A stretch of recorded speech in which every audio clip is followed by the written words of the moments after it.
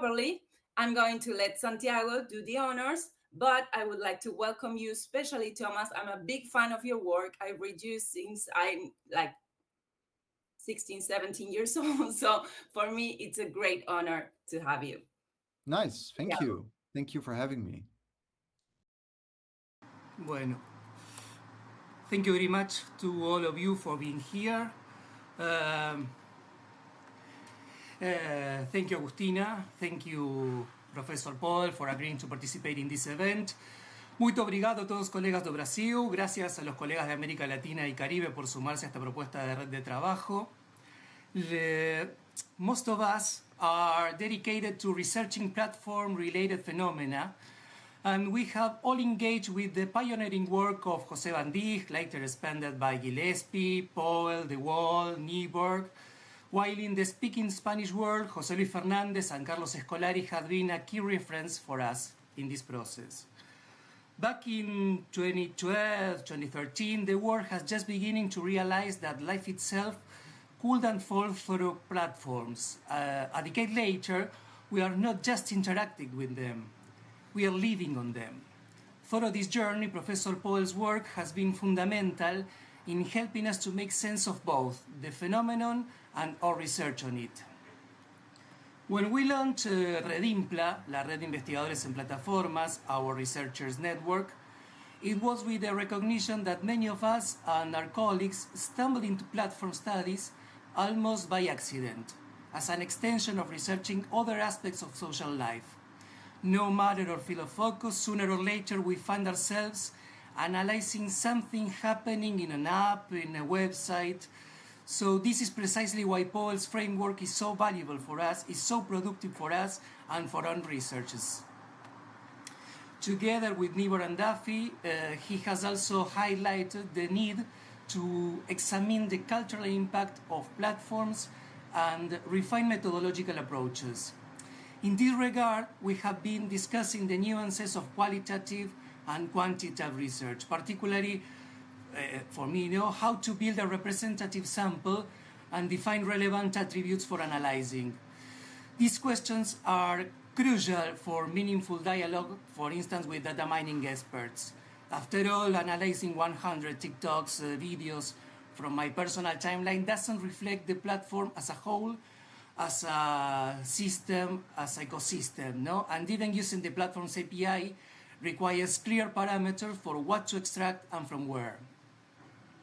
More recently, Poell's work has turned to an issue that has long been central to our own discussions and to our own most recent research gathering, breaking the dominance of North American and European studies, perspectives in platform studies. Professor Thomas calls for greater attention to interstitial cultural sectors and urges us to recognize Africa, Asia, and Latin America as sites of knowledge production with their own distinct perspectives. In doing so, he also points us toward a future that is already taking shape, the growing influence on artificial intelligence platforms. So with that, I turn it over to him. Thank you, Thomas. You take the lead.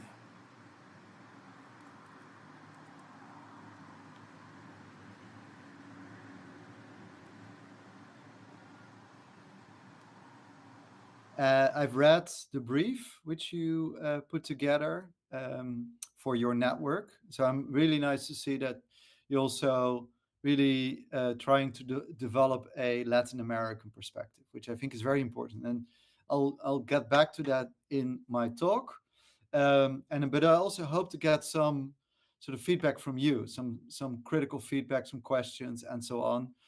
Because I will talk quite a bit also about emerging research. So I will start with things that I've done, but also talk about sort of things I've just done and which I'm planning to do. And especially the planning to do, of course, is interesting to hear your thoughts on. So that pertains to the project which I briefly talked about just now, which will partly take place also in Latin America as well as in Asia and Africa. But I'll talk about that later. So I'll talk about it for 35, 40 minutes, but please, when it's too much, put up your hand and I'll shut up. Okay, I'll share my presentation and then we can get going. Let's see. Okay, it's always a little bit of a search. Okay, this is it. Yeah. Yes, and let me see where I can change the. Yes, you can see this, right? Yes, perfect. All right, nice. Thank you. Okay, so yeah, so this is the front of or the cover of the book I published with David Nieborg and Brooke Aaron Duffy, which I will start the presentation with. But as I said, I also want to talk about some new stuff. It's well, the second part of the talk will talk about global perspectives, which is currently in the form of an introduction to a special issue with quite a few papers, which has just come out, 20 papers in total, where we sketch out sort of a framework for trying to do research across the globe, but one that is not sort of doesn't have universalist pretensions, but one that really tries to sort of multiply our frames of reference in thinking about platforms and culture production and sort of the central concepts in that research.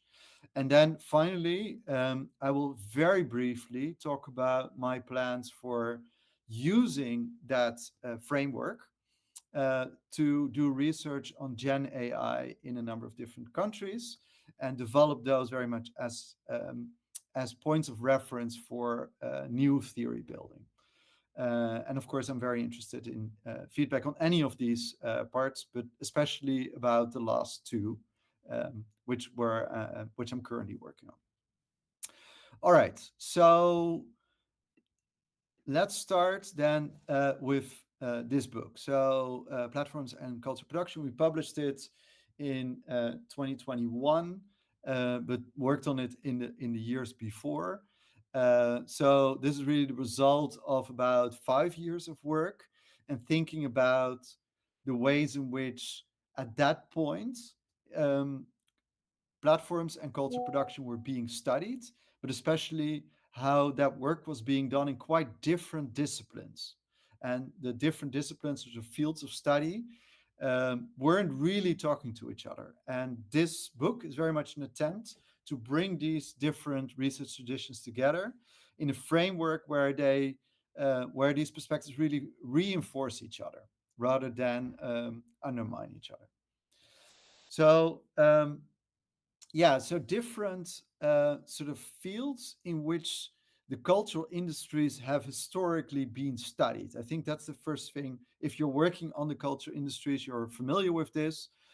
So there are all these subdisciplines. You have game studies, music studies, journalism studies, television studies, creator studies, and so on. And those subdisciplines are also characterized by uh, their own conferences as well as associations and journals, right? So if you're working in that field, you know those conferences and journals and associations. Um, but this is that sort of division of labor between sort of researchers that work on these different fields is quite problematic, especially when studying platforms and platformization. Because what we're observing, and this became clear quite early on when I started talking about this with David and with Brooke, uh, we were all working on different fields. So I was working on journalism, David on games, and Brooke on social media creators. And we also were in conversation with people who were in music studies.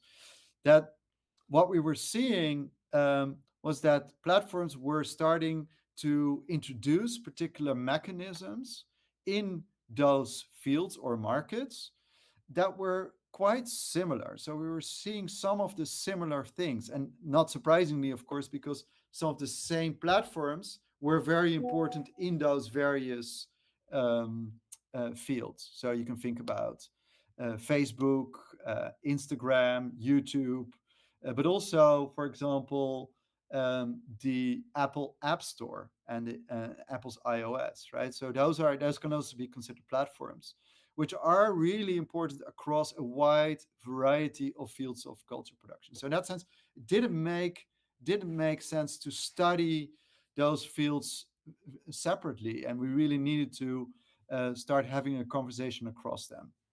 So that was the first incentive to do this, but also, and relatedly, it was important to think about sort of the different trajectories which those different fields of culture production went through.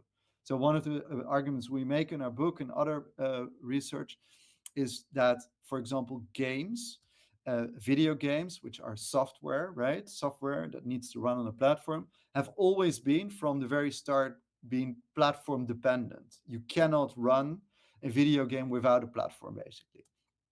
Whereas journalism has been very platform independent and also very proudly so, right? Journalists and news organizations need to be independent, historically, politically independent, of course, from power, but also independent from commercial influences, which can also take the form of platforms. So quite different trajectories, right? So we need to think about similarities, similar mechanisms, but also differences across these sectors. And then there is the sort of the fragmentation in studies on platforms in terms of theoretical traditions or research traditions. So each of these traditions, many of you are probably familiar with them, has their own perspective on platforms. And so you can see studies in cultural studies that especially emphasize sort of cultural practices, right? Emerging cultural practices.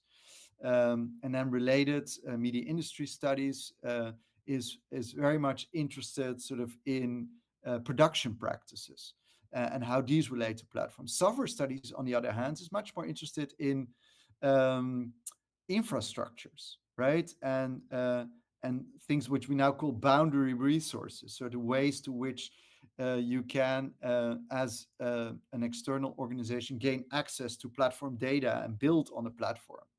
Business studies, on the other hand, mostly focuses on questions of markets and how to organize a platform market. So each of these has a different angle, a different sort of perspective on what a platform is and what platformization means, but also then what platformization of the cultural industries means. So what we wanted to do is bring these things together because all of these insights actually are quite important. So, for example, we drew a lot on business studies, and business studies provides great insight into sort of the economic mechanisms at play in platform markets, but doesn't ask many critical political economic questions, right? So what is the impact, for example, on people that work through a platform? So what does it mean in terms of labor precarity and so on? So those kind of questions really come from this more critical political economy side of things. And in a similar way, we can think about software studies that really provides insight into these data or computational infrastructures, but it doesn't really give us a lot of insight into the practices that are developed through those infrastructures. So we need those different traditions. So that then led us to this particular definition. If you've seen our book, then you recognize it. So this one's actually geared towards the culture industry, specifically developed for culture, but we also have a more general definition of platformization. So this is the process through which a wide variety of actors become connected, become aligned with, integrate with platforms. That can be cultural producers, but can also be advertisers. But we can also think about other sort of economic sectors, right? So you can think about education or transport or the medical sector, for example, which we've also looked at. So in those sectors have been affected by process of platformization. And we understand then platformization as the penetration of digital platforms, economic infrastructure, and governmental extensions into the culture industries. So that's what you could call the institutional part of the process. and then the organization or reorganization of cultural practices of labor, creativity, and democracy around these platforms, which is really the other side of the equation, which is much more about cultural practices. So, but if you look closely, then obviously in this idea of platformization, you can already see what we call the key institutional dimensions of platforms, which are the economic dimension or the market dimension, the infrastructural dimension, and the governmental dimension, which are obviously closely entangled. And then, especially when it concerns cultural production, we can think about sort of these practices of labor, creativity, and democracy. So then that then raises the question: what is and is not a platform? So anyone who spent any time in platform studies knows that many things are now called a platform, but from our perspective, we need to be quite precise in how we understand a platform. And the reason why we need to be precise is because platforms as markets and as infrastructures set particular processes or mechanisms in play, or sort of they ignite these processes, and those processes are quite impactful for those that work through the platform. So how we understand a platform then is as a data, and sometimes we also call it the computational infrastructure, that facilitates, aggregates, and monetizes and governs interaction between end users and content and service providers. So here again, you can recognize the infrastructures, right? And you recognize, hopefully, the markets as facilitating, aggregating, and monetizing interactions, and you recognize the governance part. And that is between, of course, it sits in between end users, consumers, and content and service providers, which are also sometimes called complementers. Okay, so then we know what a platform is and what platformization is, and I said precise, so it's quite important to distinguish it from um, sites, online entities that are very digital, that work with lots of data, that are also very algorithmically organized, but which we would not call a platform. So digitization is not the same as platformization. So examples of very digital entities which work with lots of data and are algorithmically organized are, for example, Netflix, a familiar one, right? But also the New York Times or the Walt Disney Company. So they work with lots of data, they use sophisticated algorithms, but they're not, from our perspective at least, not platform companies. We would rather label them as media or entertainment companies, as they're primarily in the business of producing or licensing original content, and are not, and this is the really key element, they are not economically and infrastructurally accessible to third parties. So they're not infrastructurally and economically open or relatively open, which platforms are, right? So if you look at YouTube, very simple, you can upload a video or, for example, host a stream, and you cannot do that on Netflix, right? So that's the simple distinction. Of course, it becomes a little bit more complicated when you start looking into all of these different examples and start questioning, well, is this a platform or not? So Spotify, for example, is typically somewhere in between those two extremes, right? So not everyone can upload their songs on Spotify, but there are lots of ways in which artists can get their materials on Spotify. So it's still relatively open. It sits somewhere in between these two extremes. Okay, so then onto the argument, which is in the book. So we set up this framework to understand sort of how platforms then affect particular sectors. And in this book, we're specifically interested in the cultural industries. So the first element of this is you're kind of familiar, I guess, with sort of early framings of platforms. So, and that was mostly focused on platforms like YouTube and Twitter and Facebook. So these are books from from between 2006, 5, 6 to 2010, when those platforms were very much framed in terms of democratization, emancipation, and participatory culture. right? And that framing has been extensively criticized, also by us, right? So we've written lots of pieces which actually criticize that perspective.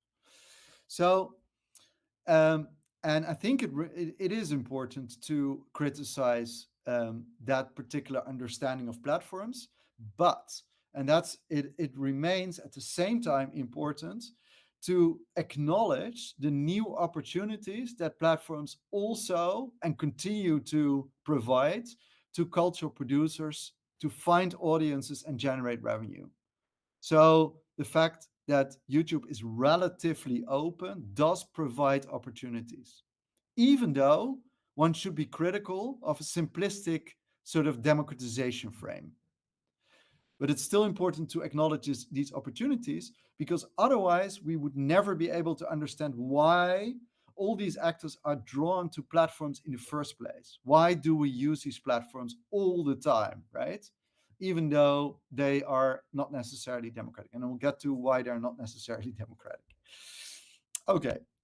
Um, so um, So from this idea that platforms are relatively open, right? Relatively open markets and infrastructures, you would think, right, that that a decentralization of power is taking place, right? And that's being the sort of early discourse.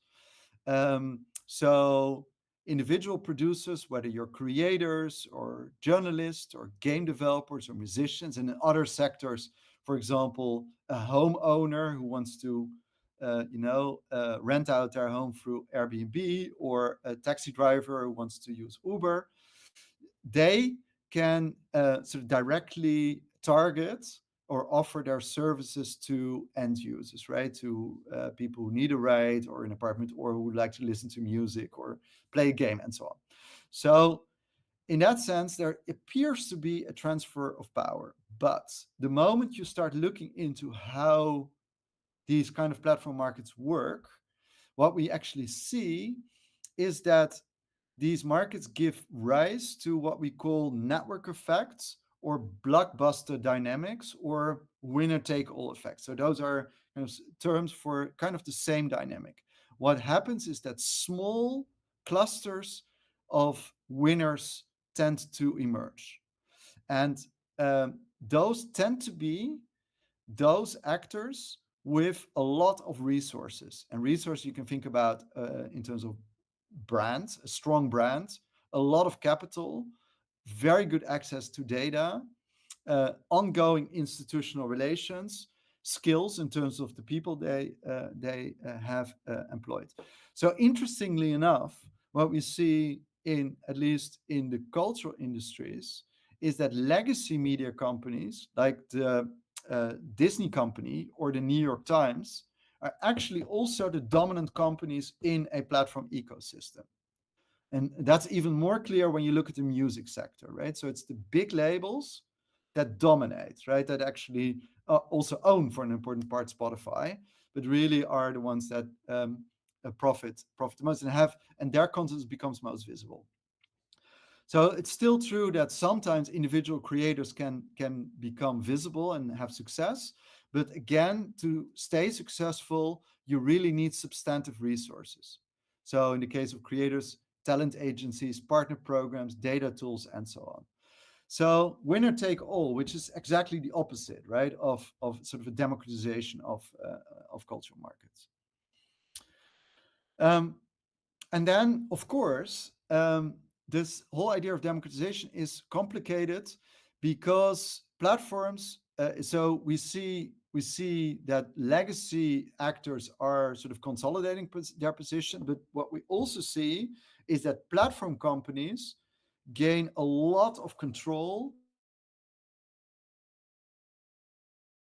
right? They do so by what we call governance, but it's actually a wide variety of ways in which they control. They control what content can be shared by moderation procedures, so removing content or making it invisible, shadow banning content, curating content, making particular content algorithmically very visible, or editorially making it very visible.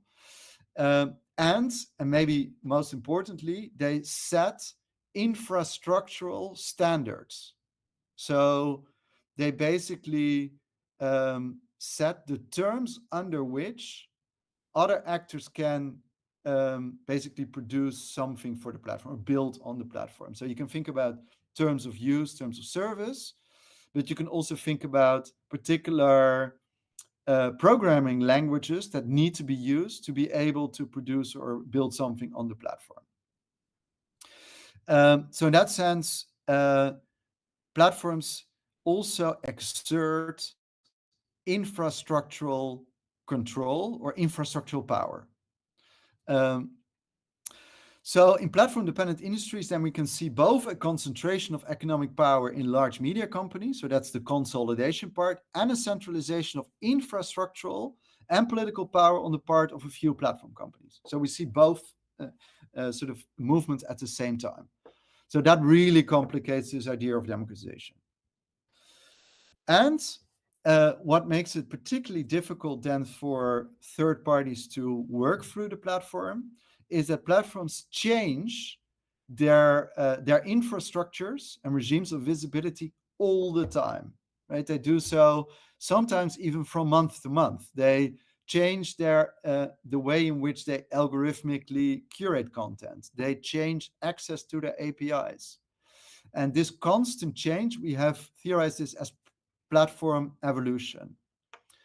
And when platforms change, it also means that those that work for the platforms have to adapt, right? So if you suddenly don't have access to particular data anymore, you need to change the way you then target platform users. When some things have changed in how you can program for the platform, you also have to change how you then work through the platform. So you constantly have to adapt as a third party. So that's really the position which third parties are in a platform ecosystem.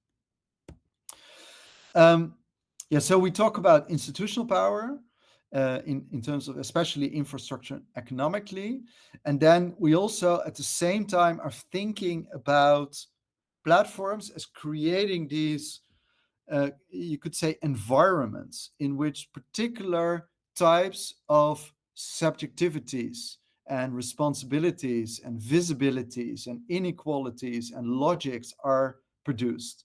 So very much from sort of a Foucauldian understanding of power as something that's productive, that sets an environment.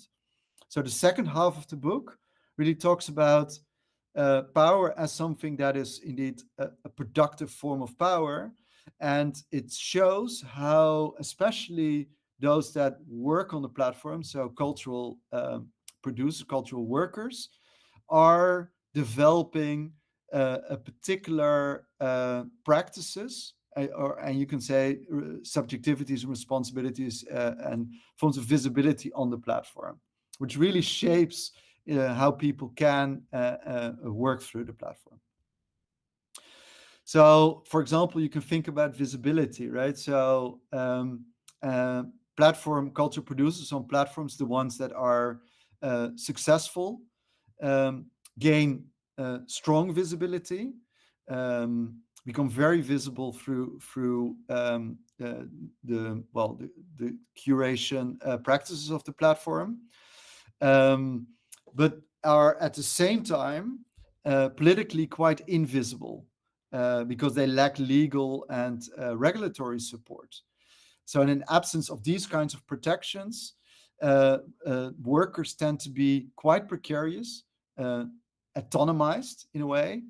And those kind of invisibilities are even worse if you're supporting the work on the platform. Like, for example, those that do the moderation on a platform. All right, so that's the first part of the talk, which is kind of the longest. And now I want to talk to you about sort of what we're currently doing with this framework and how we're also to some extent complicating it. And I think that kind of aligns with what you're doing as well, right? You're engaging in a friendly but critical conversation with the stuff we're doing, and that's great. So I'm very happy about that. So And we're trying to do it a little bit similar as well. So we organized a conference a couple of years back in Amsterdam, and we called that conference Global Perspectives on Platforms and Cultural Production. And we wanted really to solicit research from around the globe on sort of platforms and cultural production. And one thing that became very clear in that conference was, while there are a lot of research is done, right, everywhere, in Argentina, Brazil, Chile, but also India and Korea and so on. What still is often the case is that research is presented as sort of case studies, but then are often actually forced by peer reviewers and conference reviewers and so on, forced to build on sort of the ways in which the central concepts in our field, concepts like platform, or like things like precarity, which I talked about, or platform capitalism, or questions around equality, are how they have these concepts, how they have been developed in a Western context, right? US, European context primarily. And what we also noticed was that for many sort of people do not work, right, on the US or Europe, they experience friction, right, with their research and the ways in which those central concepts are interpreted. And that friction is constant, right? So, and so we wanted to revisit these efforts, which have been made over the last 2-3 decades, to decolonize and sometimes also called de-Westernize, which I think is a bit of a problematic way of framing it, but at least decolonize the field of media and communication. So the starting point is really indeed that a lot of that is still sort of the Anglo-American world, Northwestern Europe, often still the primary or only reference points, and whatever sort of research is produced there is considered to be universal. And then, of course, from that, and very much connecting to work that's been done over the last couple of decades in decolonial theory, in sort of attempts to de-Westernize the different fields within the humanities and social sciences, we want to challenge this type of universalism, provincialize, right, in platform studies, especially the US, which has become quite dominant as a frame of reference, and then start multiplying our frames of reference, find other places that can provide the basis for new theory building, not case studies, but places for theory building. And I think what we also recognize is that that this cannot, and therefore I think it's important that people from sort of global north do this type of work.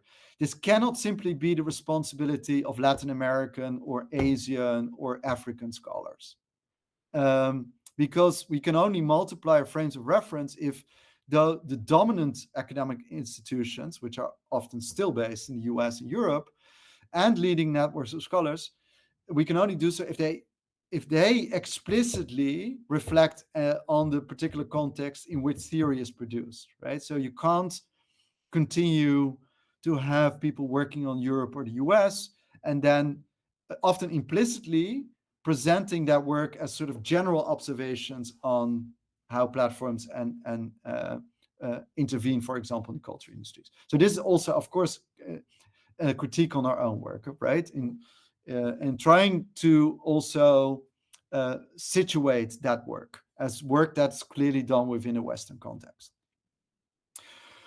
Okay, so that's the objective, and obviously, as I said, we built on decades of work in post-colonial and colonial theory, which has been a huge inspiration for many people in the field, not just for us. We're certainly not the first to, be inspired by this work. There's many before us.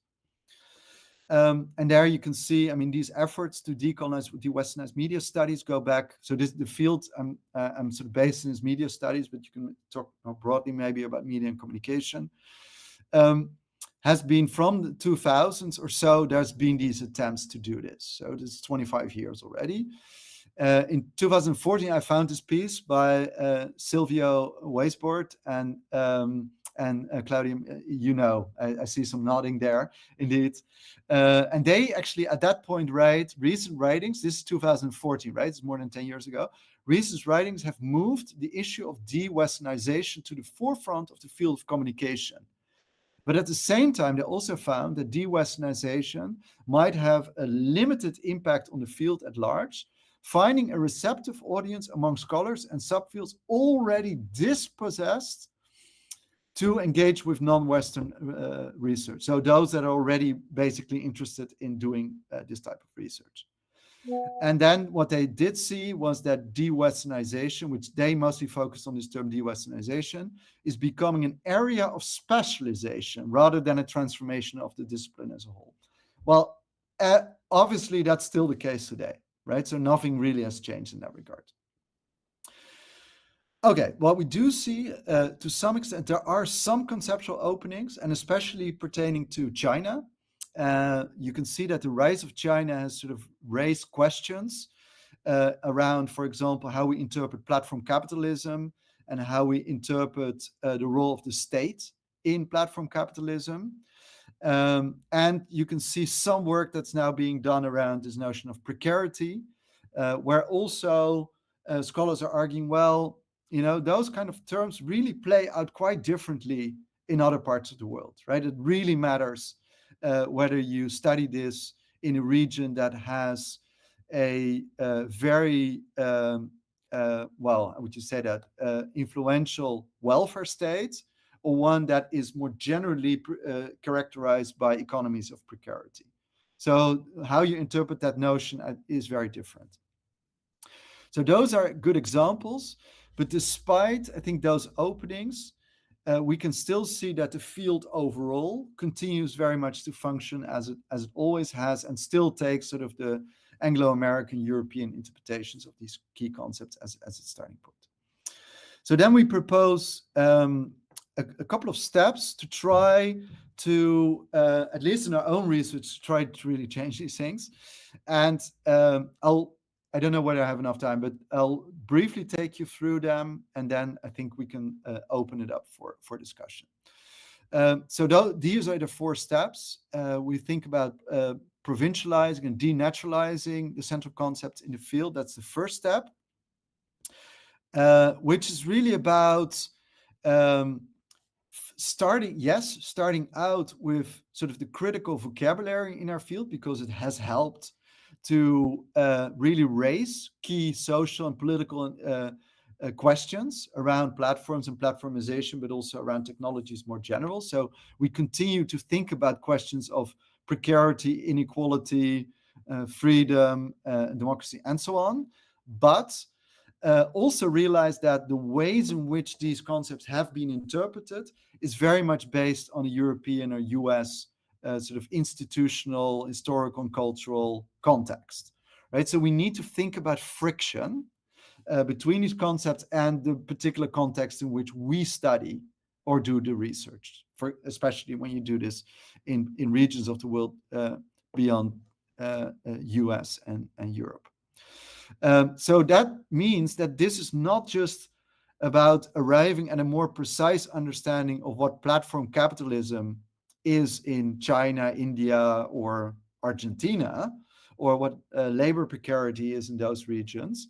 It's really about denaturalizing the Western interpretations of these concepts. So that also then means that researchers that work on the US and Europe should no longer be taking the ways in which these concepts have been interpreted as self-evident, right? So that goes hand in hand. So it means also denaturalization of these. So there's a provincialization and a denaturalization. And then, of course, it means finding other points of reference, right? Developing other parts of the world as reference points. So this really builds on Kwan-Sing Chen's work on interreferencing, which he tied to Asia's method. But really finding other reference points around the globe. And then I think especially work around sort of South-South connections is very interesting at the moment. Then it means that we need to think about what can appear as a frame of reference, right? More reference point, but also thinking about how often national states have been used as a frame of reference. And the problem there is that that tends to lead scholars to sort of ascribe particular, often cultural qualities to particular regions. So you're probably familiar with that type of work where they're ascribing, for example, to the use of mobile objects a particular Koreanness or Latin American sort of attitude to the use of these mobile devices, for example, to give one example. That type of interpretation is, I think, deeply problematic. I don't think that's the right way to engage with these things. Instead, what we need to do is really think about regions or regionality and geographies as not permanent, but kind of, in the words of Appadurai, problematic heuristic devices. So thinking about them as evolving and overlapping. So, for example, we can think about national states that regulate, right? So, in that sense, the national level still is important, especially in a regulatory sense or a governing sense. But at the same time, we need to understand the configurations around platforms as also incorporating local networks of cultural producers, often based in cities or urban regions, that then target global distributed audiences, or platform companies from the US that connect to regional advertisers, for example, Latin American advertisers, and aggregates of users. So really sort of different geographic configurations that overlap and intersect. So this is about disaggregating and reassembling. I can talk about this more later because it's quite complicated. And then finally, of course, this is about power, right? So all of this is about power. So I already talked about China, the rise of China, and what you can see there is that also the knowledge production about these things is very much entangled with power. It's no coincidence that China has sort of led to an opening up of the conceptual field, but it basically also coincides with shifts in the wider political economy. So it still follows. So knowledge still follows power, basically. And of course, we need to think about in the political economy out there about these platform companies, right? Which are indeed still US-based companies and now also Chinese-based companies that start intervening in all of these different economies and that bring along particular business models, interfaces, architectures that also carry particular perspectives with them, right? Particular values which are sort of embedded within those infrastructures and business models and so on. So those power relations are absolutely crucial. So we need to think about these things at the same time, right? Have sort of a view or a sensitivity to local specificity, but at the same time think about global power relations that intersect with these. So that's where we want to go. And that's what I'm currently working on now, developing a project in which we're trying to use sort of that program, those insights, to develop research on the ways in which Gen AI is currently being taken up, especially in segments of the screen industries, in particular regions which are obviously not in the Anglo-American or European world, but elsewhere where there are vibrant cultural industries, where there are large populations, which also have quite a lot of sort of cultural impact, but which are often not reference points, right, in developing new theory. So we're looking at Brazil and then especially the Sao Paulo region. And we're looking at Chile and the Santiago region, at Nigeria, Lagos region, at India, in the Mumbai region, and at Japan, at the Tokyo region. And then trying to do, on the one hand, an institutional mapping of the types of actors that are involved in the integration of generative AI. So those are regulators, so state actors, but those are also media companies, tech companies, local tech intermediaries, and of course, cultural workers. And then eventually the idea is to do field work, so interviews, and also co-walkthrough sessions to understand how Gen AI tools are integrated in production, to then subsequently really talk back to the central concepts in the field. So notions which I just talked about. So precarity, platform capitalism, also notion of creativity becomes quite important. So notions that are central, but have so far been mostly based on or found their prime reference points in Europe, US, or broadly, so the Anglo-American world. So that's where I'm currently at, and I'd love to hear from you. So that's where I will stop with my presentation. All right. Great. Thanks for listening. Thank you very much, Thomas. It was very interesting. I couldn't stop taking notes. I saw you were taking notes. Yes, writing. nice. Always I'm nice. writing a lot. Thank you for keeping the camera on. That was it's very nice to see faces to talk to. You're very welcome. Santiago, would you like to say something, and then I pop some questions?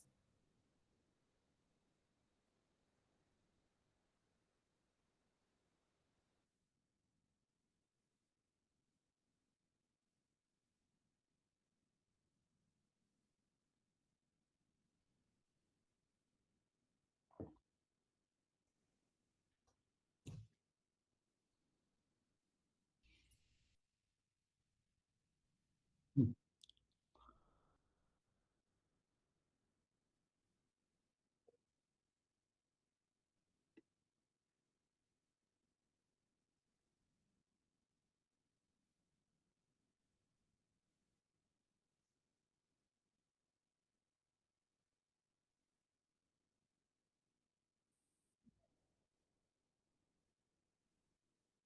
Yeah, yeah, true. Yeah, true. Hmm. Yeah, yeah,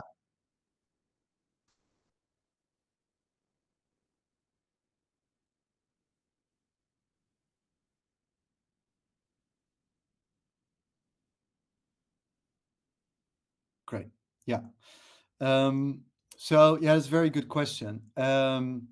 So all right. So first, I think it is important, right, to realize at the same time, right, whenever we talk about micro, meso, and macro, um, that uh, and I mean that's a point that's been made by actor network theorists, right? That in principle, so we have flat ontologies, right?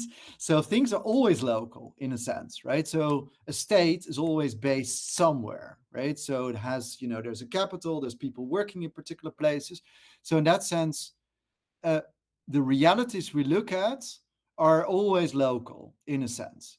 But then, of course, at the same time, we use these terms, right, like micro, meso, and macro, as analytical ways to try to understand larger frameworks which play a role in terms of organizing these activities, right? So, for example, a regulatory framework, right, that's introduced by a national state or by the European Union, or and so forth.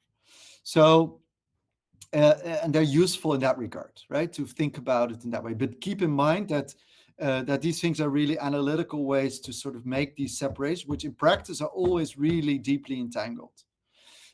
So I absolutely think it's very important to think about what you now call micro interaction. That's also one of the reasons why we are studying practices, right? Production practices, and how we would want to study how cultural workers are understanding the technologies they use and how they work from day to day with those technologies. Because these things are never predetermined, right? So people think about the work they do. They critically reflect on the work they do. They sometimes resist some of the tools they are given, they resist sometimes to the political economies in which they are part of. Um, so, and the way in which people develop particular practices, whether it is as a taxi driver or as a cultural producer, is always also right given um, is a process of negotiation, right, where people choose their own to develop their own particular practices, find sort of ways around certain obstacles, um, and do sort of try to optimize the work in their own particular way. So in that sense, it's very important to start looking into how individuals organize sort of their work and how they relate to each other, and sometimes also collaborate with each other and resist and so on, and make sense of the world around them. So that's absolutely key. So but at the same time, one of the points we've been trying to make, so that work is taking place, and it's especially, I would say, in sort of cultural studies. I think a lot of really great work is being done, and then in anthropology, sort of ethnographic work that's being done. It's super valuable. But at the same time, I think it's also important, and that's the kind of point we're trying to make, is that you also need to understand in what kind of institutional configurations this is taking place, right? So it does matter, for example, that a state is very much trying to uh, organize a platform economy or doesn't do so at all, right? So it matters whether the Chinese state, for example, is hugely interventionist, or the Indian state is hugely interventionist. So they deeply intervene in how platforms can work in that particular region.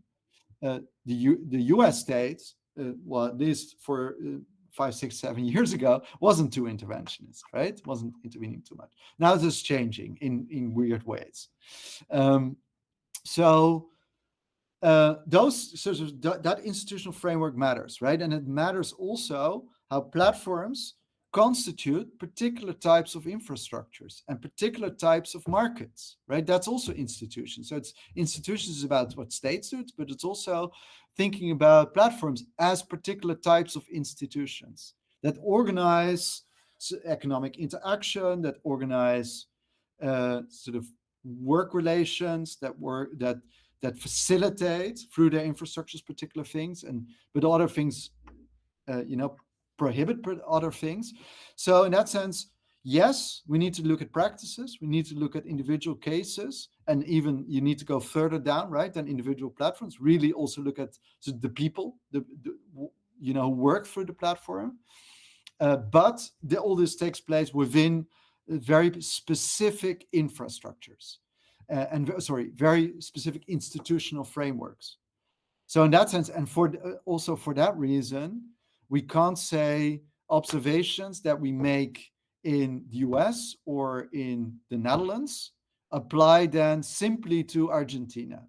That's not how these things work, right? These regions have different institutional frameworks, and they develop different types of practices, and they have different types of economies, and they have different types of histories. And some of those histories, you know, are also have, you know, complicated power relations. So, and those things really need to be taken into account when thinking about these things. So both at the same time. Thank you. Sorry, a Thank bit you. of a long answer. No, it was great. It was great for me. Um, so, if I understand, you say that, correct me if I'm wrong, I think we share a perspective. It's truly important to understand the micro level, because the weird things that people do that is unexpected in the proposal of the platforms is the key to understand the exchanging system. But also we need to stay look at least for us, at the meso level. You think you say that is more important the macro level, articulate with this. It's correct? No, I mean, I would say, I mean, as you can notice, I'm not, I don't necessarily think that micro, meso, and macro always make that much sense, because they're quite artificial ways to separate things that are in practice very entangled. And I would rather, so in practice, I think it makes more sense to really think about sort of these complex configurations that in which actors which you can recognize, right, as macro, meso, and micro, are really becoming uh, sort of interconnected in very particular ways, in very particular circumstances, right? So that's kind of how I would approach this. Okay, so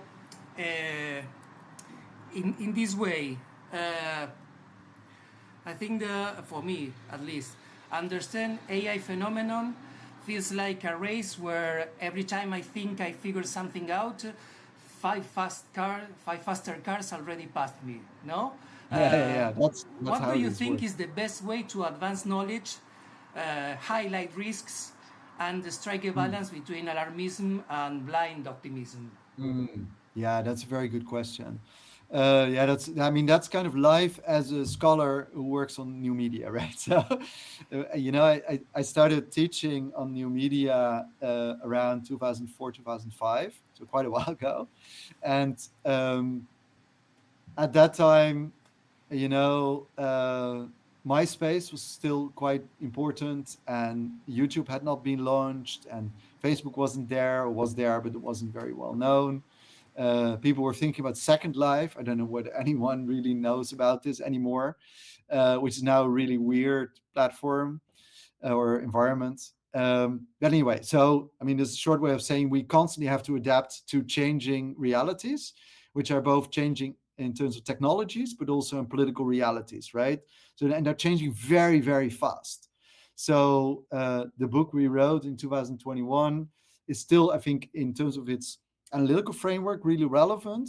But now, if you read it today, AI would be everywhere, right, in that book. But at that time, that wasn't such a big thing yet.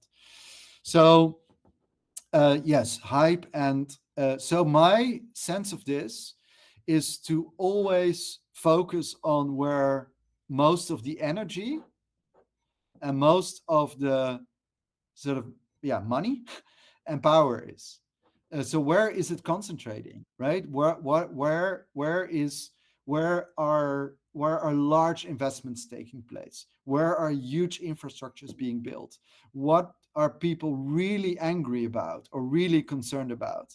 And then those are the things that usually, yes, they're hyped, certainly, but they're also of sort of political and economic and social urgency often, right? And then I think it's very important to realize always, right, that the claims made by those that profit the most are usually claims that are not necessarily corresponding with the reality in which they are referring to. So, I mean, to take a very simple example, if you want to understand the ways in which generative AI models are being developed, it is, if you want to understand how that works, right, and what the impact could be, it's probably not a good idea to listen to Sam Altman or to Elon Musk. And so those are actors that have a huge stake in whatever is being produced, right? And they're going to portray whatever is being produced in particular ways, right? Very much in line with their economic interests and political interests and so on.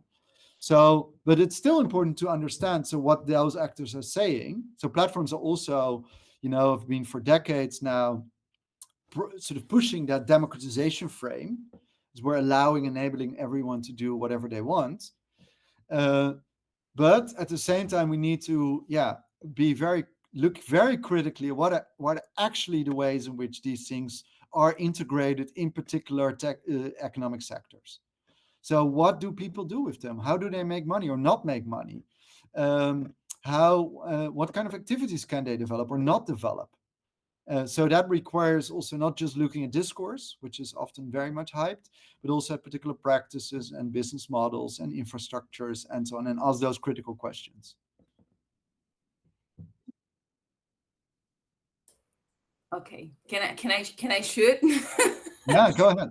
Okay, I have Lovely. first I have like a it's more of if it's more of a personal question for you. I would like to know if what is your view, what is your take on this new scenario that we are experiencing, where the ownership based structure gets very involved with the states in the United States, where Hmm. we've seen Bezos and Musk Sure. and everyone at Trump's Inaugural.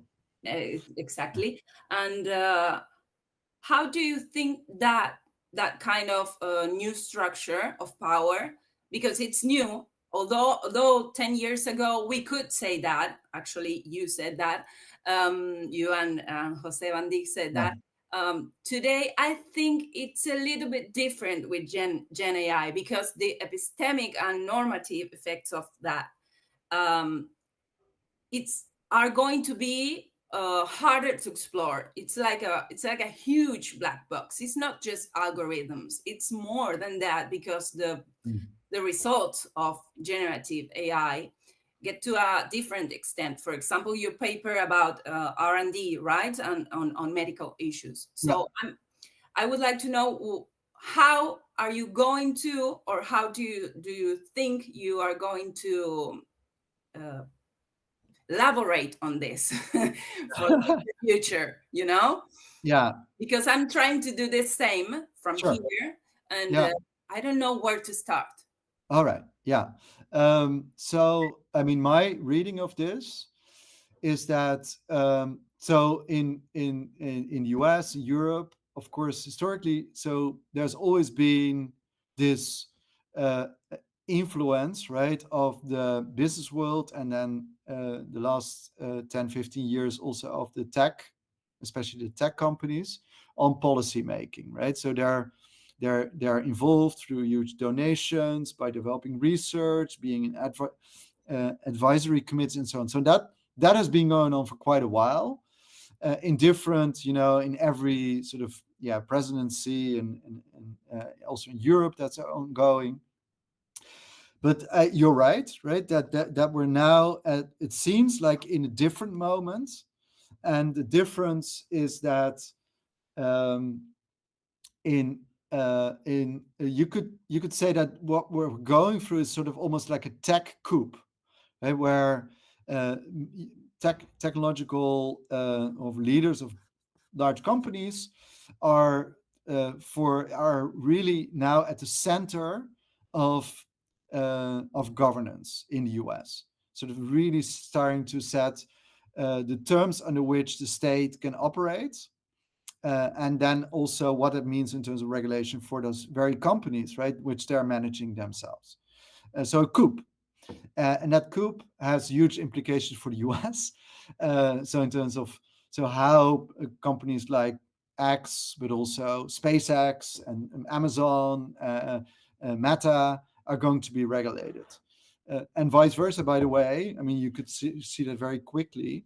It's also clear that the Trump administration, I guess, very much in line with sort of the politics of Musk, really also influence the way these companies themselves are dealing with issues such as diversity, and also questions around regulation and freedom of speech, where they force those companies very quickly to change their policies. And that's now sort of echoing through that economy. So that's happening in the US, but then we're of course based elsewhere, but there I think you can also start seeing impact, a lot of we will see a lot of impact if we think about what we are now looking at in terms of platforms and AI. I think there will be a huge pressure on the EU to really tone down its regulation, um, because the EU has been very much sort of trying to regulate sort of the platform economy and new AI applications in line with sort of European democratic traditions, right? And asking questions around diversity and equality and access and so on. And I think there will be huge pressure from the US to not do this, to not give these fines, to not impose these. And I'm not sure whether Europe can resist that. I don't think they're really in a position to resist. So that's going to be hard, right? So in that sense, we're really in a political, it's a political war, right? And I think we're part and parcel of this. And Argentina, of course, has a very interesting relation to all of this because you now have a political regime that's very much in line with this. So a different perspective, one that's much more aligned, but of course raising all sorts of issues for those that have a more critical perspective on these things. Yes, besides that, we are one of the countries with the most active users per month in Facebook and WhatsApp and so on. So the impact is going to be huge, and we don't have the opt-out option on Meta's AI on WhatsApp and Instagram and Facebook. So that insight on what's happening in my country, what I'm trying to investigate, to research. But I'm very worried about the integration of generative AI on various systems, specifically Google with Gemini and Microsoft with Copilot and stuff. So not now because it's not the right time, but I would love to interview you some just for us. Yes, of course. For my Yeah. PhD. Yeah. No, but I mean, sorry, I didn't answer the second part of your question, which is more to do with really sort of how to approach these type of systems. And yeah, obviously, it's clear that they are very black boxed, right? They're not necessarily black boxes, but they're black boxed in the sense that it's just difficult, also made very difficult for these companies to gain insight into. So how do we also, because the way in which these things are trained and developed, right? So it's constantly evolving. It involves so many parameters that it's very unclear sort of how these kind of decisions are taken. But then at the same time, I think what we can do and what people are doing, and I think that's very valuable work, is looking into the again institutional infrastructural framework in which those kinds of AI models are being developed. So one thing they've really done a lot of critical work on is the data sets, right? What data sets go into training these models? There's this famous paper on a stochastic parrot, which you probably know, which is about these large AI models. And the arguments they're made looking into, and that was an earlier version of ChatGPT, or at least the model on which ChatGPT is built, which was trained for an important part, well, partly on Wikipedia, partly on some books, but also, for example, on Reddit data, right? And especially data that was linked through Reddit. And that means then that the data that goes into training this system comes from a very particular source. And that source then, or sources, very much shape what types of sort of knowledge then the model produces. And in this particular case, and that was very clear in that paper, a lot of that data is derived from populations in the global north, white populations, male populations, relatively young populations, which have all sorts of ideas about what the world is, how about gender relations, racial relations, and so on. So, and sometimes really problematic things that are then become embedded in the model. So that's, for example, one way in which you can think about. Yes, you can't understand, or it's very difficult to understand how a model produces particular results in combination with the prompts that are given. But you can look into the sources that go into the training of such a model and then criticize how that's done. And in the same way, and that's the argument we're making in that paper you refer to on medical AI, you can look at the entire AI development pipeline as involving a range of moments or decisions in how these models are being developed. So that's about data and data curation, but it's also about sort of the criteria that are used to assess the success of such a model, right? Whether it's performing as you would like it to perform. Um, so there are these different moments in which you can gain insights into, um, as well as the companies that are behind the operationalization of those models, which you can gain insight into, which do give you quite a lot of interesting insights, sort of in the politics or the political economy of AI.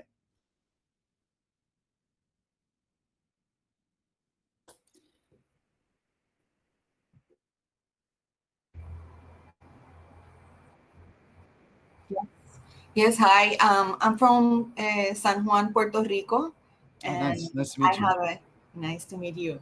My research is in a phenomenon in Puerto Rico about the Afro-American folkloric music. And so I have notes. I read it, the part of the book, and I know that the digital culture production of marginalized groups has Mm. begun to occupy a space on platforms to Yeah. democratize what they practice, such as Afro American folkloric music groups and community events, also nonprofits.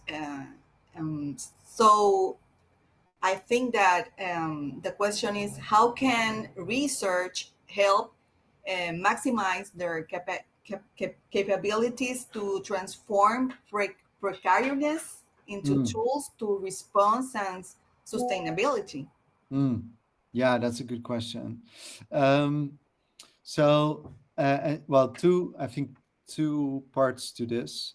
On the one hand, so I've done quite a lot of work in the past on activists, so social movements using platforms, and I think some of the same issues play up with sort of those efforts, which also go into sort of activist media production, um, as as you would with musicians, sort of that are trying to sort of build alternative spaces, right, in on platforms. And I think what is interesting there is that obviously these sort of platforms provide this enormous, incredible access to audiences at very low cost, right? For these kinds of actors, right? It doesn't cost much to distribute something for YouTube or use Instagram or TikTok or what have you, right? For distributing content and then connecting with audiences and understanding some of what happens in these audiences. So that makes it very attractive. And you can see that any major social movement is now also, it has been since, what is it, 2008 or 9, really sort of embrace these platforms. But then what we're also seeing all the time is that there's constant friction between sort of the values and objectives of those communities, whether they're movements or groups of musicians, and the ways in which these platforms organize communication. Uh, so one thing we've been sort of arguing in sort of that research is that platforms, because they, what I say, constantly evolve and also constantly curate things differently, they assemble people, they sort of create moments of connection and collectivity, but they often also sort of tear those apart. They do that because they, well, algorithmically curate things differently. So if you have sort of a large concert, for example, around a musician, or when you have a protest, it is things tend to go viral, and lots of people sort of assemble, and there's a strong connection. But the moment that moment of virality is passed, that community also falls apart again, at least on a platform. Um, so that dynamic is really problematic. And then of course platforms also tend to really change the basic ways in which they organize things, right? So Facebook, creating or discontinuing particular functionalities, right? Which particular communities have gathered, right? Or and have connected with each other. So those, so yes, connection, but also sort of disaggregation at this often at the same time, and that's very difficult. So my view on this, especially coming from the interviews we did with activists, and what they keep on saying all the time is use platforms, for sort of creating initial connections, make those connections through these platforms, but always make sure that you consolidate whatever network you have and content you have and communities you've built on platform, on not on platforms, on sites that you control yourself, right? So what activists were doing was they were always archiving and making available and consolidating those connections on um, alternative websites, sort of alternative news websites or social movement websites, or sort of blog posts, or blog sites, where they really had control over the ways in which that information and that sort of materials was made available. So that would be a very important, I think, advice, right? So really try to create, always don't only rely on whatever platform you're using, always also sort of build your own media infrastructure. And of course, as you know, always invest in offline connection, right? Come together, uh, have a real sort of connection in terms of community in sort of the offline space. Even though these things are of course very connected, but that I would say is also really crucial. Thank you, Oh, Thomas. yeah. By the way, in terms of monetization, one other thing, I mean that's a lesson to be learned from the news industry.